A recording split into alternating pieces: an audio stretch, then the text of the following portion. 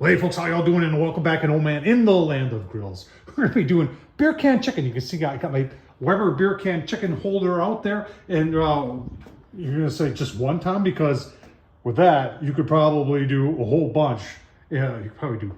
I don't even know. We're gonna put one in there, and you guess how many beer can chickens we could do in the Char-Griller 980. This is a charcoal grill, gravity. It works great, folks. I'll tell you what. Let's get the chicken prepped up. I'll get this part up. If you want to know more about this, I'll leave the link down below to the original review we did. These things are phenomenal. Do a great job, folks. Obviously, Tom Horsman on YouTube. If you want to see more, obviously I've done some mods. I actually do have a rotisserie for this, but today no rotisserie for our chicken, beer can chicken. So let's go take a look at the chicken, and let's get her fired up. If you're wondering, folks, B&B charcoal, hotter, longer, cleaner. That's all I use in my gravities, and that's what I use for charcoal, period. And they've got excellent lump charcoal too. And did you know that they make pellets? Yeah, they do. And I got some pecan chunks also from B&B that is down in the ash pan. Just got her fired up here. And we'll take a look once we get her going all the way. Got it set for 225. It's like 42, rainy, drizzly, just kind of a crummy day. Great day to do beer can chicken. All right, folks, there ain't much to doing this. Got your beer. Obviously, you don't put a full can, 3/4 or half. I'm using some of this New Glarus Spotted Cow. If you're from Wisconsin or ever been to Wisconsin, you know it's only sold in Wisconsin, and it is outstanding stuff. Legs go down, and then we're just going to fit our bird over our can there and just get it positioned with our rubber holder here. And just like that, we're ready to go on. Super simple. You're saying, whoa, Tom, where's the seasoning? Well, I'm going to be making pulled chicken out of this, so I like to season as I'm pulling it. And you're wondering what I'm going to use this time. This stuff right here, I've been using this stuff for years. They used to sell this at Sam's Club. Now you can get this on Amazon. It's called Pork Barrel Barbecue All-American Seasoning. It is gluten-free, but this stuff is just really, really nice. Works very well.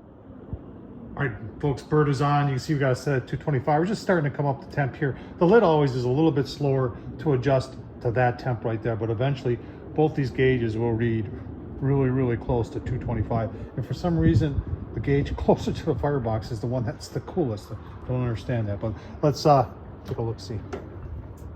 Oh yeah, get some smoke on there, folks. Gonna be delicious. I love pulled chicken with mashed potato and gravy. Oh man, on a cool early spring rainy day, that's perfect. All right, folks, about an hour later, pretty steady cold rain falling right now. Turned up to 325. You can see the Char-Griller 980 doing a great job. Let's take a quick look. Oh yeah, sizzling away, getting some nice color on there. Oh man, tell you what, gonna be good. Give you a couple more look-sees as we proceed. In fact, we'll probably go another half an hour, and then we'll take a look and see how those pecan, I didn't put chips, I put pecan chunks down in the ash pan, see how they're doing.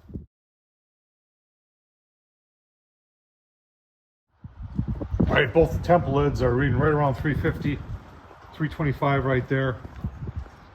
Got either, no, that's smoke. I can smell smoke. So that's awesome. And I'll tell you what, we're gonna open things up and take a look. You can see we've got the LSS mod there. Oh yeah, our pecan is pretty much gone. So we got all the smoke from that. That should be delicious. And we're gonna lock this back down and give you a look-see in a couple minutes. All right, folks, just checked the chicken, 158, ready to pull. Oh man, look at that, golden brown. That is beautiful. Smoke is still rolling too. So we're gonna take this out. I'm gonna show you how I do this. I put it in a big stainless steel bowl and then cover it with aluminum foil. And we're gonna let it rest for, oh my gosh, at least 45 minutes, and then we'll pull it, give you a look-see. All right, so after about 40 minutes of just resting here, we're gonna start pulling it. Skin, nice. I just wanna show you again, And there's a lot of these beer can chicken holders out there. And for me, it's all about cleanup. And the one from Weber, in my opinion, it's stainless steel, and it's pretty bigger round stock. It's very stout, and it's very easy to clean up. And that's why I like this. I've had a lot of other ones in my time, and they've all worked, and some of them work better than this. But when it comes to cleanup, this is the one I choose. The other ones that work really well take forever to clean up. So keep that in mind. We're gonna start pulling this, give you a look-see. All right, like I said, we always season when we pull. That way it's in the chicken itself. And then we're just gonna clean hands, folks. Make sure you wash your hands. And we're just gonna toss this up in there. Oh man, the smell is, it's very, very nice. Very, very nice. So let's take a taste test. One thing when you do beer can chicken, it's always moist, and you got to get the temperature up there. That's why we went to 325 to get that beer boiling, to get that moisture in your chicken. And oh man, that is very, very good.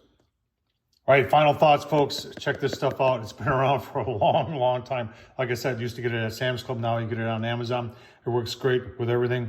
In fact, I've got some pulled pork I'm going to be doing with this pretty soon. So keep on watching for that. Tom Horsman on YouTube. Thumbs up, leave a comment. Potatoes, gravy, and chicken, pulled chicken on a rainy, cold Friday night. Thumbs up, folks. Thanks for watching.